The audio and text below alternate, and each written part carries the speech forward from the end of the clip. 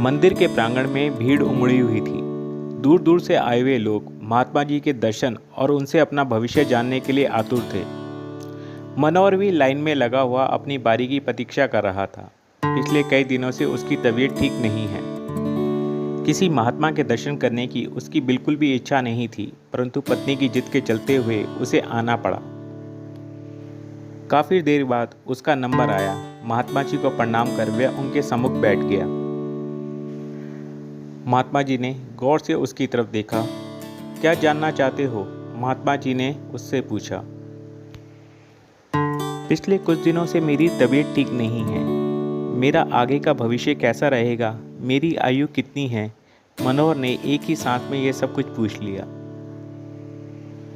महात्मा जी ने आंखें बंद करके ध्यान लगाया और कुछ क्षण पश्चात एक दीर्घ श्वास छोड़ते हुए कहा, आपका भविष्य और आपकी आयु आपके माता पिता के समान ही होगी।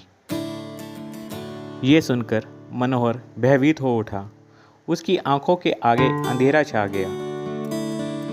बिना कुछ भी और बोले मनोहर चुपचाप महात्मा जी को प्रणाम कर खड़ा हो गया। उसका दिल तेज तेज धड़क रहा था। वहां से वह सीधे अपने घर गया। पत्नी ने उत्सुकता से पूछा, महात्मा जी ने क्या कहा? परंतु मनोहर पत्नी की बात का जवाब न देकर चुपचाप गाड़ी की चाबी लेकर घर से निकल गया। कुछ घंटे के बाद वह घर लौटा तो उसके साथ उसके वृद्ध माता पिता थे, जिन्हें वो अपनी पत्नी के कारण वृद्धाश्रम छोड़ आया था।